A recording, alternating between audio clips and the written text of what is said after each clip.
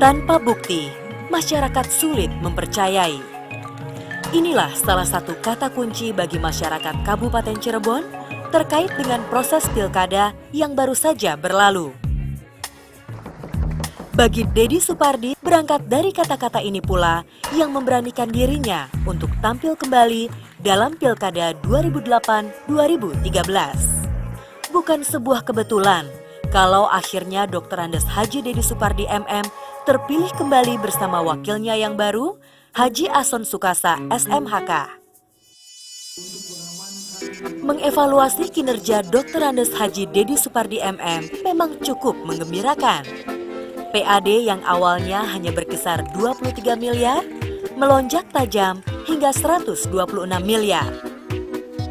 Perolehan PAD ini dimanfaatkan kembali untuk membangun daerahnya, baik di bidang pendidikan, ekonomi dan kesehatan, serta meningkatkan peran keagamaan di wilayahnya. Pendidikan adalah pilar utama dalam menyongsong kehidupan yang sejahtera.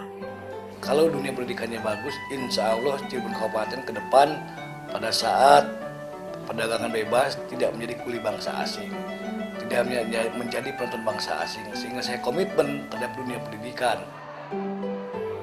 Ketika secara nasional turun anggaran dana BOS, maka Bupati Cirebon memberikan tambahan bantuan dengan nama DSP atau Dana Sumbangan Pendidikan untuk tingkat SD dan madrasah hingga SMP dan sanawiyah. Tidak hanya itu, akhirnya turun kebijakan daerah untuk menggratiskan semua murid di SMP dan sanawiyah, baik negeri maupun swasta. Sebagai kota santri, di Kabupaten Cirebon memang banyak dijumpai sekolah-sekolah berbasis Islam. Dari mulai TK Al-Quran, RA, termasuk MTS, itu digratiskan.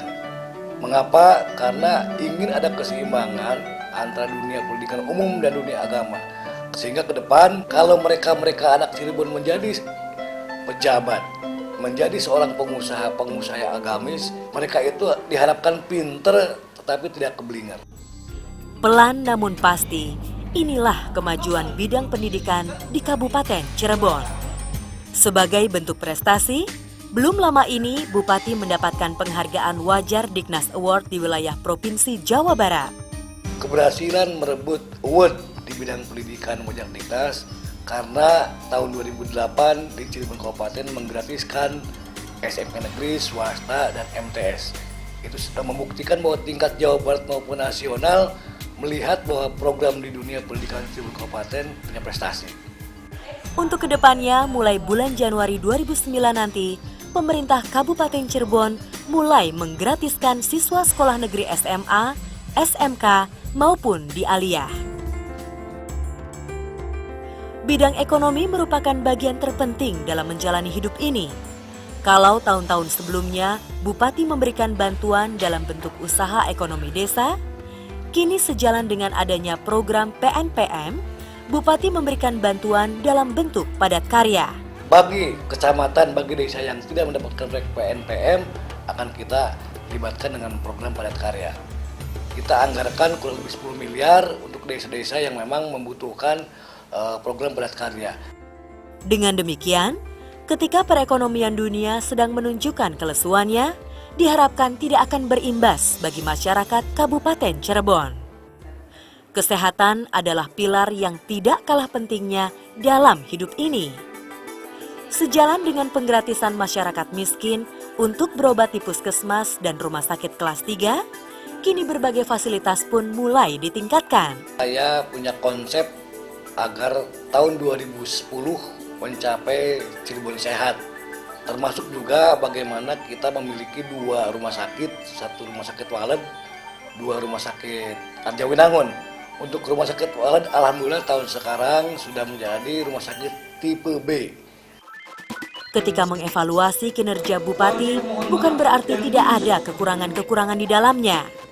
Namun ketika obsesi untuk memajukan daerahnya menjadi tujuannya, segala bentuk kekurangan itu tak terasa sulit untuk ditanggulangi.